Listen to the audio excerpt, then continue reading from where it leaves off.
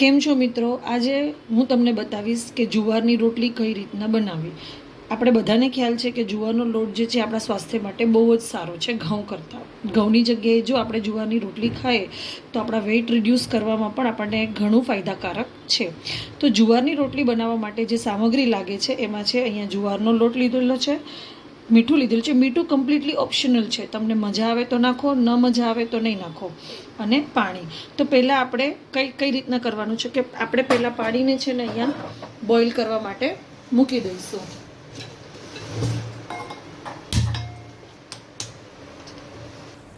તો તમે જોઈ શકો છો મિત્ર કે પાણી જે છે એ ઉકળવા માંડ્યું છે. તો ધીમે ધીમે કરીને આપણો જે જુવારનો લોટ છે એ આપણે નાખી દેવાનો છે.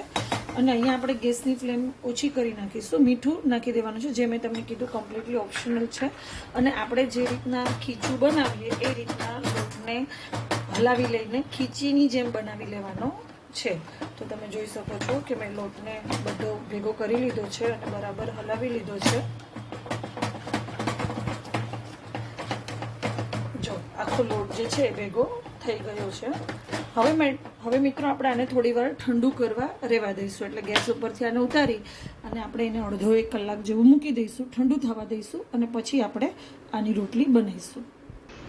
તો મિત્રો તમે જોઈ શકો છો કે લોટ જે છે એ ઠંડો થઈ ગયો છે.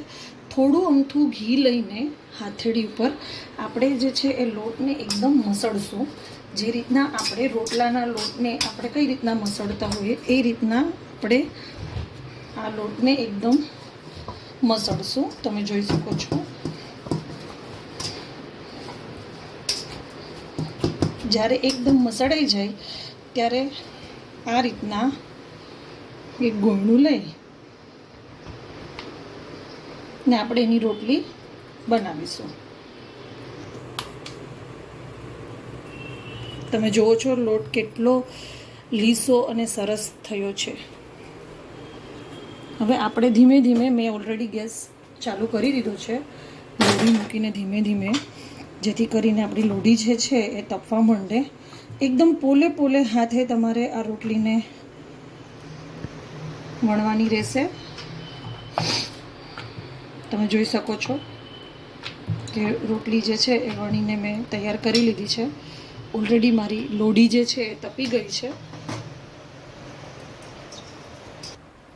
તો મિત્રો તમે જોઈ શકો છો કે જે રીતના આપણે રોટલીને પકાવીએ એ જ રીતના આપણે આને પણ કૂક કરવાની રહેશે. એક બાજુ થઈ ગઈ હતી એટલે મેં પલટી, હવે બીજી બાજુ પણ રેડી છે. જે રીતના આપણે રોટલી ભઠ્ઠા ઉપર નાખીએ એ રીતના નાખવાની તમારે રહેશે. તમે જોઈ શકો છો.